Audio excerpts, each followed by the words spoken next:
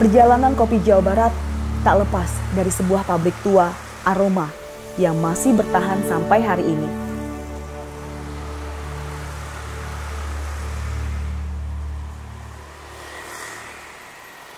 Seperti nasib kopi di Jawa Barat, pabrik ini juga mengalami pasang surut perjalanannya sejak dibangun tahun 1930.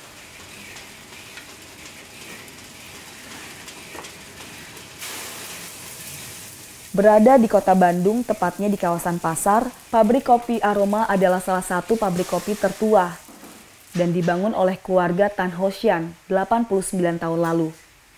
Sempat jaya dan menjadi satu-satunya pabrik kopi di Pulau Jawa pada masanya. Ini semuanya masih mesin-mesin kopi yang lama dari zaman Belanda.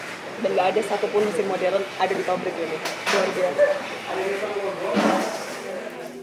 Saat ini, pabrik ini dilanjutkan pewaris satu-satunya Widya Pratama. Kondisi dan ornamen pabrik tidak banyak berubah.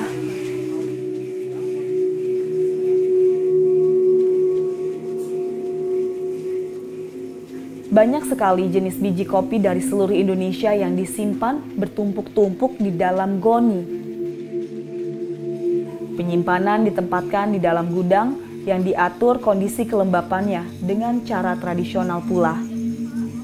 Biji-biji kopi diistirahatkan dalam karung goni selama bertahun-tahun.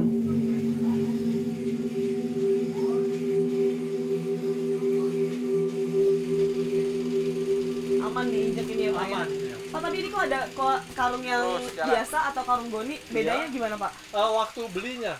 Oh, waktu beli ya? Iya, kebetulan ada banyak karung goni, masuk karung goni. Masuk karung goni. Iya, dan yang seharusnya pakai goni karena ada sirkulasi udara. Tapi sekarang mungkin udah susah nemuin karung goni ya Pak ya? Goni, susah. Jadi ini gudang untuk tempat penyimpanan biji kopi dan sistemnya First in, first out. Jadi yang paling lama sudah disimpan itu kopi yang selama 8 tahun keluar, 5 tahun keluar. Karena kopi baru petik asam. Oke. Jadi kalau yang udah disimpan selama 8 tahun baru bisa keluar untuk di roasting, kalau yang baru masuk ya nggak bisa langsung di roasting. Karena itu tentunya mempengaruhi kualitas dari kopinya. Nah, dan Pak, yang minumnya kembung. Oh ya. Nah, cara bedain ya dari sebanyak karung ini, mana kopi yang udah 8 tahun, mana kopi yang baru setahun. Iya, kalau yang setahun masih empuk ini. Ya. Ini setahun nih? Ya empuk tuh ya. Karena udah empuk. tahun ke-8, ya udah keras. Oh gitu ya Pak ya, jadi pakai feeling. Feeling, iya. Kalau ini keras sih, kalau ini masih empuk. Ini masih setahun. Ya ini udah 8 tahun. Iya. Dan udah ahli tukang kopi, ngurus kopi terus siang malam. Nggak nyabang-nyabang, fokus. Masuk kita jamin ada. Jadi awas ulang kali. Awas tangannya. Ya. Kopinya mau curah. Kopinya mau dicurahin. Awas.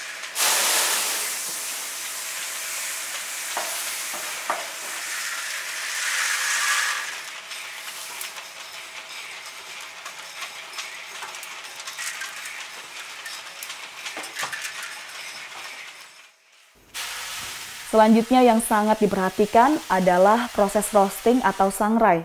Tak jarang, Widya turun langsung, karena proses ini penjamin kualitas kopi yang dihasilkan.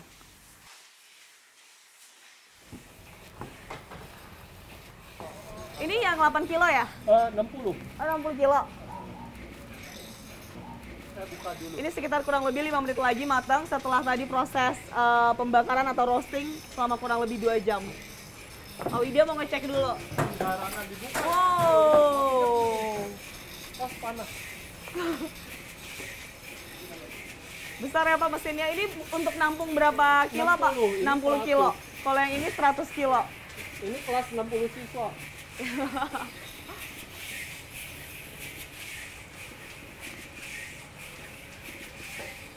Jadi sebelum dipastikan matang atau berwarna coklat sesuai dengan permintaan, Pak Widya ngecek dulu The last QC. the last Quality control. quality control. Bijinya udah siap untuk diturunkan atau enggak? Oh ini dikit lagi siapa ya? Kalem ya. Wow.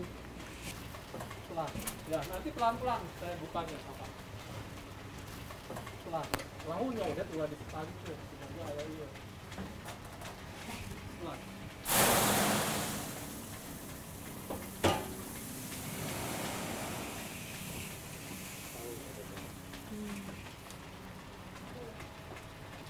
baru matang langsung dituang biji yang udah dijemur selama kurang lebih 8 tahun, jadi tidak ada proses pemberhentian, langsung dibakar, selesai bakar lagi. Ini berapa kilo? 8 kilo juga? 6 kilo Pak? 60 kilo. Jadi non-stop ya Pak ya? Non-stop sampai jam 2, setengah 3.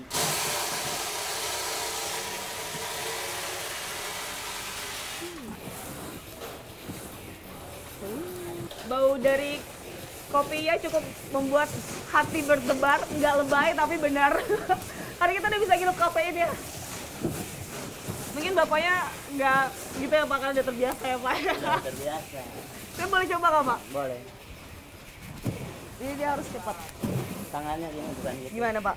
Gini. Oh, Jadi kan ini nggak nyenggol badan kita oh, sendiri. jadi kanan harus di depan. Nah,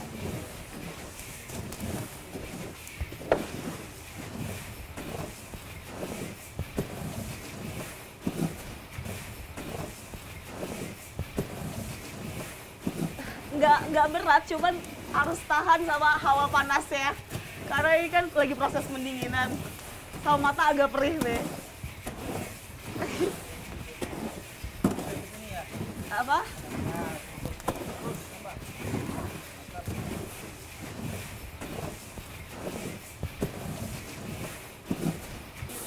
Makasih ya Kang ya, udah diajarin.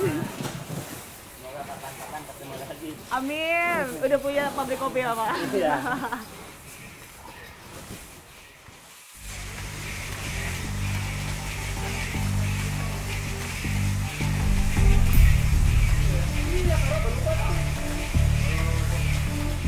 Mesin roasting yang digunakan masih memakai mesin keluaran Jerman dan tetap terawat baik.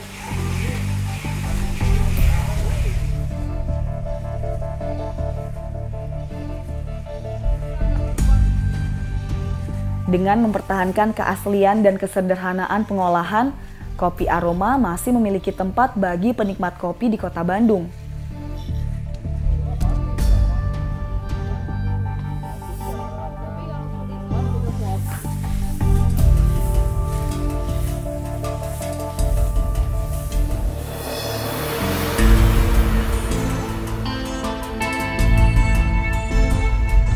Banyak juga masyarakat yang datang dari luar Kota Bandung.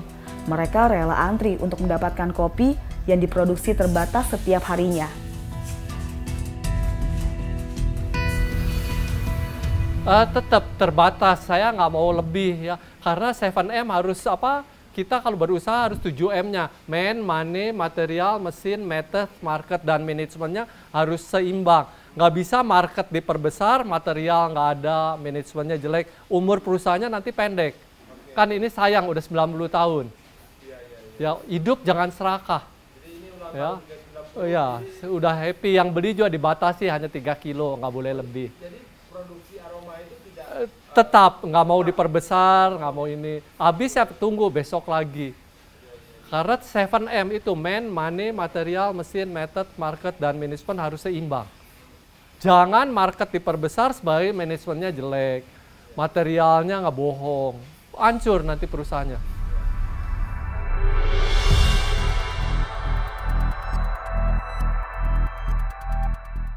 Sejak era kolonial, kopi adalah minuman yang dinikmati semua kalangan tanpa memandang latar belakang sosial ekonomi.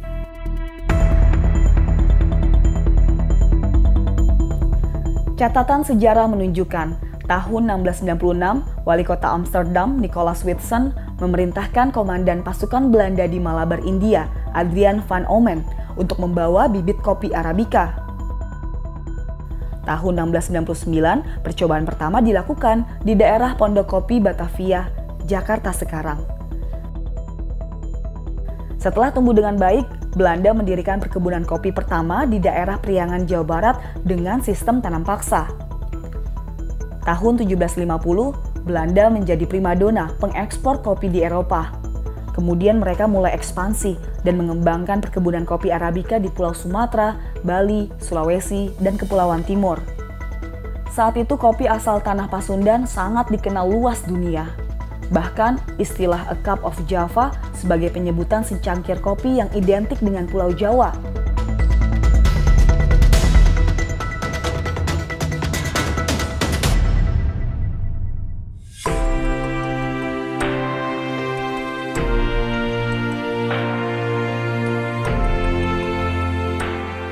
Melihat bangkitnya petani kopi dari kebun-kebun mereka dan berbicara dengan mereka, hingga sampai pada anak muda yang mulai memanfaatkan kopi sebagai profesi mereka.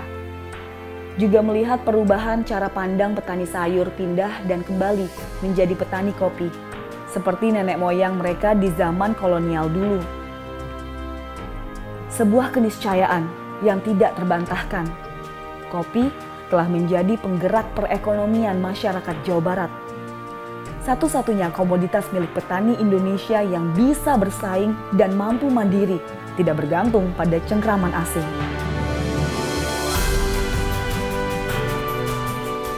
Dan selayaknya kita, masyarakat petani, pebisnis kopi, juga pecinta kopi, merawat dan menjaga rantai produksi kopi, sehingga kebangkitan kopi di tanah Pasundan mampu membangkitkan semua sektor ekonomi, terutama petaninya sendiri, hingga tidak digulung industrialisasi yang selalu menggilas masyarakat petani di antara kemakmuran segelintir manusia. Proteksi dan keberpihakan negara adalah oksigen penjaga keberlangsungan nikmatnya kopi yang tersaji di meja kita setiap hari. Alam di mana dia tumbuh perlu dijaga dan dilestarikan dengan cerdas, penuh sentuhan cinta. Hingga kejayaan biji sorga bukan sebuah legenda untuk anak cucu kita,